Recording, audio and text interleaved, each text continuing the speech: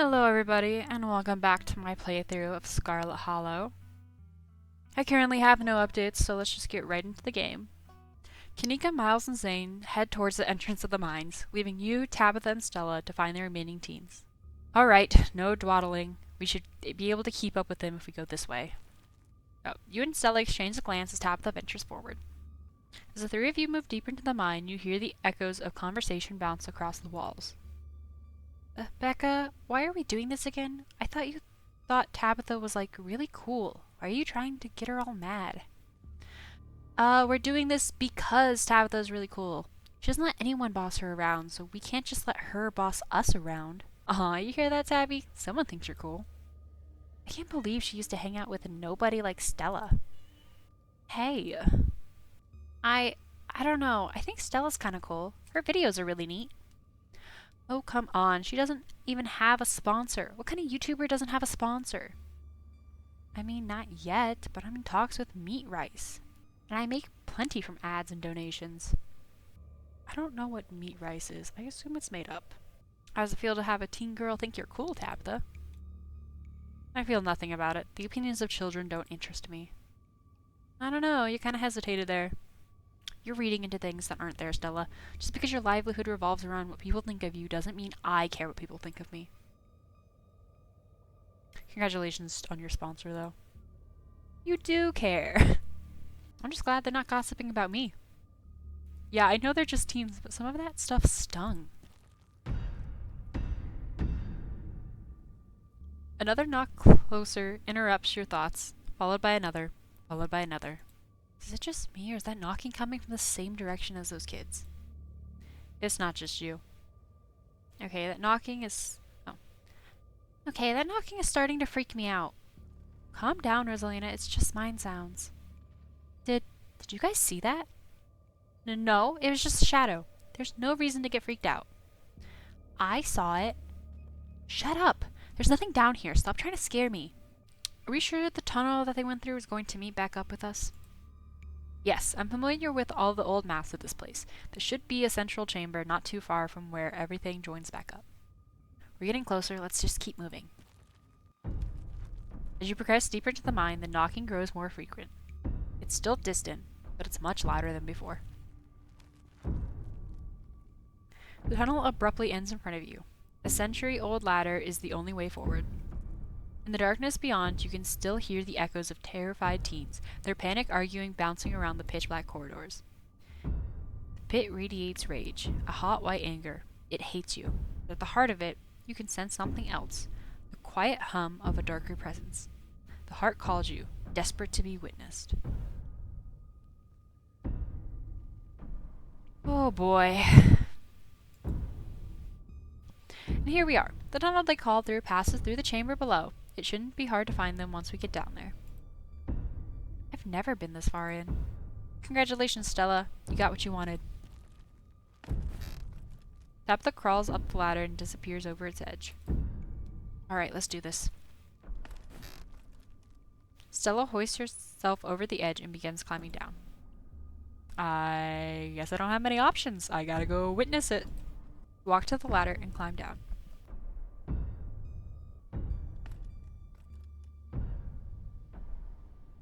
I'm pretty sure this is the way back. Come on. Pretty sure? I thought you'd been down here before. Okay, maybe I didn't get this far in, but whatever, it doesn't matter. I definitely remember the way out. Hurry, I don't want to be down here anymore. I think it was actually this way. Oh, shut up. No one even wanted you to come with us anyway. Becca! Yep, they're close, alright. Good thing they're so damn loud. Sounds like they're really lost. The voices around you, those of the teens and your companions, sound odd, distant. There's something in the darkness before you that's much louder, though you don't hear it.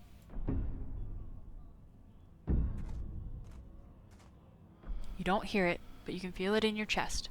A desperate need to perceive and be perceived. Okay, here we go! Are you alright, Megs?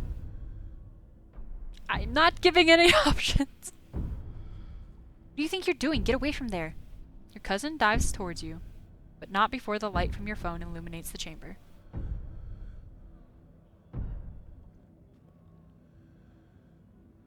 You said you wouldn't use this shipment. You know it's compromised. We couldn't afford to wait on new wood, Charles. We had to go ahead with it.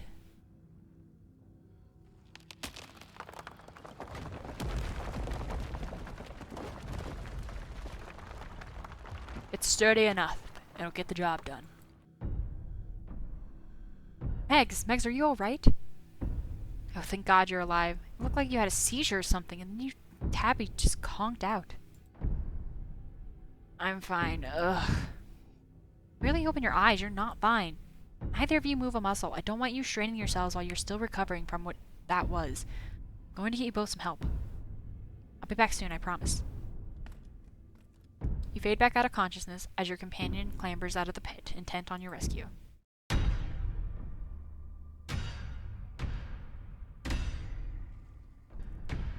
Raise up on your elbows, head still swimming from the visions. Your surroundings come back into focus. Your head throbs as the knocking continues, now magnitudes more intense than ever. Through it, you once again hear the panicked voices of bickering teens echoing down the stone corridors. Becca, you're just getting us more lost. It's this way. If you're so sure, then why don't you just leave? I can't believe I let Alexis talk me into inviting you to this in the first place. Becca, I'm trying to help. I said go. Okay, I will. Alexis, you don't have to go with her. You know that, right? Pick a side, Alexis. I'm sure Becca knows where she's going. She wouldn't lie. Sorry, Rosalina. The increasing desperate voices of the teens are drowned out by the thunderous knocking, and you can practically feel the ground shaking beneath you. You can almost see the walls vibrating with the intensity of hellish sound. God, that knocking is not helping with my headache. What the hell just happened? Both of us were shown the dark truth of this place. The sins that were committed, the deaths that followed. There's gotta be fumes down here or something. It's an old mine. These places are death traps. We're probably just hallucinated. How can you be sure? Look, this kind of thing happens in mines sometimes, especially when there's bad ventilation. Stop being weird, we're leaving. Rosalina appears in the passageway to your left. She's out of breath, and it looks like she's been crying. I'm sorry I snuck off like that. I just wanted Alexis to think I was cool. The entire cavern shakes with the sound of rockfall. I don't know what the hell is up with this knocking, but that was the sound of a mine collapse. Quick, up the ladder, both of you. Wait, Becca and Alexis are still down there. You can't just leave them here. I know which way they were they'll listen to you this time, I promise. Do you have a death wish, little girl? This isn't a movie. The best thing we can do to help those girls right now is to not be buried alive ourselves. If I go back after Becca and Alexis, is Rosalina going to go with Tabitha and leave? Okay, let's do this. Max, don't do this to me. Don't you do this to them. Are you trying to get us killed? Thank you. They're back this way. Hurry. No, she doesn't go with her. Whatever. Rosalina runs back the way she came. You run after her. The mines shake with each new thunderous blow as bits of rock and dust fall off the ceiling and scatter on the floor around you. Rosalina leads the way, and Tabitha isn't far behind you. I thought you knew the way out. I thought you'd been down here a million times already. I was making it up, okay? I swear to God, Megs, if we get stuck down here... I'm glad you decided to come along. You won't regret it. We'll see about that. We're coming! Just wait, stay where you are! Rosalina, you came back! I don't want to die down here. Come on, the way out isn't far, but we gotta go now. Okay. You quickly push your way back towards the entrance. Pieces of fallen rock litter the path around you. All of you start climbing. Now! Once the last teen is up, Tabitha grabs the ladder and starts climbing. Follow suit and start climbing. This way, come on! Your cousin moves with the kind of swiftness you'd expect from someone who'd spent her entire working life in and around coal mines. Why couldn't you have just listened to someone other than yourself, Becca? I'm sorry, okay? God! You push forward, your burning muscles giving way to pure adrenaline. To your horror, you can see cracks forming on the walls of the tunnel. Come on, we gotta go faster! We're almost there. I can see the entrance. Your surroundings quake as the mine collapses around you. And then the knocking fades, and you feel safe, having arrived back at the entrance in one piece. Wow, what the fuck? What the fuck? Rosalina, are you okay? Clearly she's not okay, idiot. Shut up, Becca. This was your idea to go down in the first place. This is your fault. Shit. Why? Why did this have to happen? Okay, the knocking stopped at least. All of you stay exactly where you are. I'm going to make some calls. This really hurts. Stella and Kanika popped their heads through the mine entrance. Tabitha just stormed out of there, are you? Oh my god. Rosalina, can you hear me? We're going to get you out of there, okay? Stella already called an ambulance. But that means the cops are gonna come. They're gonna know I was drinking. They're gonna know we went in there to drink, right? Becca, that doesn't matter. If my dad finds out, he'll kill me. He can't know. In panic, Becca runs for the entrance and pushes her way through. Don't worry about her, Rosalina. She's being an asshole. One of us should wait by the gate to make sure they find us up here. I should check in with Tabby, see if she needs help. We're going to get you help. Everything is going to be okay. Alright, I'll go down to the gate. Rosalina, I'm so sorry. I'll be back soon. We're going to get you out of here and you're going to be just fine, okay? Megs and Alexis will keep you safe until then. Am I going to die? Rosalina, don't say things like that. No way. I've seen people bounce back from worse. Thanks, Megs. Rosalina's breath comes in quick, irregular bursts. If I don't make it, tell my dad I'm sorry. I'm the one who has to be sorry about. This is all me and Becca's fault. We never should have gone down there. It's not your fault. I went down there because I wanted to. Rosalina pauses, catching her breath. Thank you, Megs. I'm glad everyone else made it out okay. Couldn't have done it without your help. I'm just sorry I couldn't do more. If I didn't stick with Becca once we started getting lost, none of this would have happened. If I'd just been more smart or more brave, but I wasn't. And now Rosalina she's... It's just not fair. You're the nicest person I know, Rosalina. It's not fair that this happened to you, and I'm so sorry. It's okay, Alexis. It's okay. I can't believe you're the one comforting me. Rosalina, can you hear me? Yeah, it just hurts like hell. Sorry, I shouldn't be pushing you to talk. I'll just hold your hand until they come back with help, okay? Alexis grasps Rosalina's hands. Tears struck down both their cheeks as you sit in silence together, waiting for the long, anxious moments to pass before help arrives. I mean, she should be fine. She might not ever, that might have to be amputated, but she should survive this as long as she doesn't breathe out, right? Some of my men are on the way with rock lifts. We'll get you out of there soon.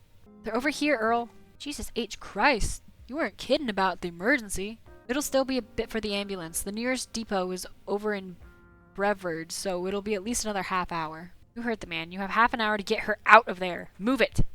Rosalina, sweetie, I'm here. I think that's the voice I gave him. Dad, I'm sorry. I'm so sorry. You don't have to be sorry. It's okay. We're all here. You can hang on, Rosalina. I know you can. Tabitha's men quickly get to work and manage to pull Rosalina out from the rubble just as the ambulance arrives. Sir, I'm afraid there's no space in the back. What do you mean? I can't ride with her? You're better off driving behind us. We're headed to Brevard, so it's quite a ways. Is she going to be okay? She's going to make it, right? Please, God. Yes, sir, I promise you. We're going to do everything we can to keep her stable. Her vitals are looking good. Rosalina, my poor baby. I'll be there as fast as I can, okay? I promise you won't be alone. I love you, Dad. The paramedics load Rosalina into the back of the ambulance and drive off. Oscar approaches you off to the side as the police talk to Tabitha and her men. What the hell happened in there? Oscar, I'm so sorry. It's okay, it's okay. At least nobody died. What happened, though? It was just a horrible accident. Nobody could have known this would happen. I mean, sure, but those kids maybe shouldn't have been in the abandoned coal mine. No, this was no teenager's fault. It's a parent's job to make sure their kids don't deliberately put themselves in these situations. Rosalina was mad at me, and instead of fixing the thing that was driving her away, I just ignored it. This is my fault. Oscar, I'm the parent here. Sure, she thinks I'm making things up about our house being haunted, but I've seen things that I can't explain, and it's only gotten worse over time. She told us about it down in the mine. For what it's worth, I believe you. No comment, but after tonight, I don't know. Once you're back from the hospital, we can check it out for you. Thanks, Stella. That means a lot. I've got to go. Mr. Gutierrez, is it okay if I come too? I want to be there for her. Of course, Alexis. It'll be good for her to see a friendly face. The two of them head over to Oscar's car and drive off. Do you think Rosalina's going to be okay? The paramedic said she was stable. She's a tough kid. She'll be okay. There was a stone carving on the wall of the pit. It gave me some sort of vision. I saw what happened to this place. The Scarlets caused the old collapse. Charles Shaw was set up. No way. Dude was a monster. I mean, the Scarlets were monsters too. Still are. What am I saying? I don't believe in visions. Whatever you saw was probably just auto-suggestion. I don't know, Neeks. You weren't down there. Megs and Tabby had, like, simultaneous seizures next to that creepy stone carving. It was like something out of a movie. Just because they passed out or had seizures doesn't mean it wasn't auto-suggestion. Something's telling me that this was only the beginning of our ditchling problem. Now that you mention it, Kanika's mom said that the numbers they saw in the woods were a big deal. Nobody even died here tonight, and I feel like we're left with even more questions than we had this morning. We had a lot of questions this morning. But hey, maybe we just averted whatever disaster they were going to predict, though. This is still a little too magic for me. Just because two bad things happen doesn't mean there's a pattern. Right? I don't know. I think two coincidences is a pattern, but like I said, way back in, like, I don't know, episode 1, we were gonna consider 3 things too much to be a coincidence, even though I immediately ditched that because of the growth on the chicken. I'm pretty sure Tabitha and I saw some ghosts down there. They were right behind you, right before you, left, right, and they followed us when we went after Becca and Alexis. Did you not see them? Whoa, I didn't see anything other than 2 of you and that carving. That's super weird. I don't want to doubt what you experienced, but you were deep in a dark abandoned coal mine. You might have just been primed to see things. You know, now that I think about it, that totally fits the profile for some of the Tommyknocker stories, if they were actually bona fide ghosts. Oh, Stella. Everything that happened down there was centered around that main chamber, where I saw that carving. Stella showed me a photo. Weird stuff. Maybe you weren't entirely off base about the cult stuff you mentioned earlier today, but this thing felt old. What happens now? What happens now? We go home. Now hold on a minute, Miss Scarlet. Mind if we have a quick word with your cousin, miss? In private? Okay, fine, just make it quick. And don't you dare try and pull anything on them. They did nothing wrong here. Ladies, I'm afraid this means you too. Don't you need to talk to us? We witnessed this too. Oh, sure, but that can wait. We know where to find y'all. Okay, I get to talk to the cops. At least I have the street smart trait. The street smart trait is gonna save me from incriminating myself, is what that's gonna do. I fucking hope. What a coincidence, running into you 2 nights in a row. This is my colleague, Deputy Derrickson. Pleased to meet you, Megs. Apologies for my absence yesterday. It was my special bowling night, you see. A man has to have his me time. But I was briefed on the events of last night, even though we're still not sure if what went on could be considered a crime. Duke has been missing since then, though. We found neither hide nor hair of him. Could be he's just on an extended hunting trip. Did they not go look for the body? It wouldn't be the first time he's done something like that. I was told the footage showed his supposed body, but we couldn't get that camera working, so no way we confirm until we track him down. Now, I understand both of these were terrible, unfortunate accidents that had nothing to do with you being in the area, but as officers of the law, you have to understand that we get a little suspicious when we see the same face multiple times in a row. And, we have to ask, what exactly were those teenagers doing in the shuttered mine owned by your family? And why were you down there with them? I don't have to talk to you. I know my rights. Unless you decide to accuse me of something, I'm not answering any more of your questions. And for the record, I haven't done anything wrong. My apology, Megs. Just being thorough. Our duty is officers of the law, but we'll leave you be. Clearly, there's not much to be discussed. We'll be in touch. Deputy Derrickson tips his hat to you. 2 officers wander back toward the mine. Derrickson taking notes as they examine the scene. You make your way towards Stella and Kanika. I just can't believe. 2 nights in a row. Is it my fault, Neeks? Stella, no. This is just an awful coincidence. It's not your fault. Oh, hey, I guess the cops are done with you? What, are they going to take you in for being present at an accident? Sorry if they gave you a hard time. Small-town cops, you know. Always blame everything on drifters. Even acts of God, I guess. Excellent, you didn't get arrested. Now come on, let's get back to the estate. I'd like to have some rest before I have to deal with the fallout of everything that happened tonight. I'll see you tomorrow, okay, Megs? Excuse me, just stop trying to get my cousin killed, Stella. Come on, let's go. Tabitha starts to walk into her car, pulling you by the arm. I'll text you when we're back. Tabitha doesn't say a word as the car cuts along the darkened road. You try and keep an eye on the surrounding wilderness as she drives, wary of what may lurk behind the tree line. Oof. Sorry about today. Tabitha doesn't answer. You drop it. Tabitha's eyes remain fixed on the road. Why do you treat Stella like that? Didn't you two used to be friends? It was a different time in my life. I just wish you'd get that we're not in high school anymore. I'm a different person. than whoever she thinks she knows. How are you holding up? Poorly. But I'd rather we didn't get into it. You and Kanika really don't seem to get along. She pushes my buttons. Is there some kind of, like, history there, or... No. Now quit talking. I need to focus on the road. I don't appreciate being dragged off like that. It's been a long day, Megs. Are you really going to make a fuss about me bringing you back to the estate? Don't answer that question. I don't have the energy to get into it. Okay.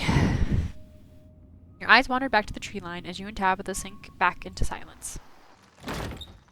You once again cross the threshold into the estate, the munchy stench of decaying mansion greeting you with its undertones and mildew of wood rot. Well, this day has been a lot more stressful than it needed to be. I'm sure that it's the precursor to a horrifically stressful week. I'm going to bed. I suggest you do the same. Thanks for calling me about those kids, by the way. It was unexpected. You should have waited for me. I'm too tired to argue. I'll see you in the morning. Tabitha turns and makes her way up the stairs, her posture defeated. You head up to your room and turn it. You collapse in Tabitha's dusty guest bed, your head empty of thoughts. After your time in the Shaw mine, you barely notice the dust. Your phone buzzes on the table. Yeah, these are those things, right? Kanika sends a picture of a pair of ditchlings by the side of the road. I saw them again, too. Another picture, this time of them staring from a tree. What the fuck? These things are definitely not hairless monkeys or raccoons or whatever. I don't know what the hell they are. I guess there's more to them being here than the mine collapse. No way I'm sleeping tonight. You think about looking out the guest room window, but at this point you're too exhausted to leave your bed. The adrenaline from the evening finally wearing off, you're replaced by a creepy exhaustion that threatens to overwhelm you. Your limbs feel heavy, your eyelids slipping down over your eyes even as you stare down at the ominous pictures on your phone. If it weren't for the pit of dread balling up in your stomach, you would almost feel comfortable as you settled in between the covers, your tired bones sinking into the decrepit mattress. When you close your eyes, you see Rosalina's face, twisted with pain, staring up at you with tear-streaked cheeks. Trapped by powers beyond her control, terrified of what her now uncertain future will hold. Your eyes shoot back open, your heart pounding as the door to your room swings open. It's just the cat. It's always just the cat. It's nice to see another living being, even as unfriendly as Tabitha's cat. The comfort of her presence sets your mind at ease, and you finally slip into a deep sleep. That's so nice of Frou-Frou.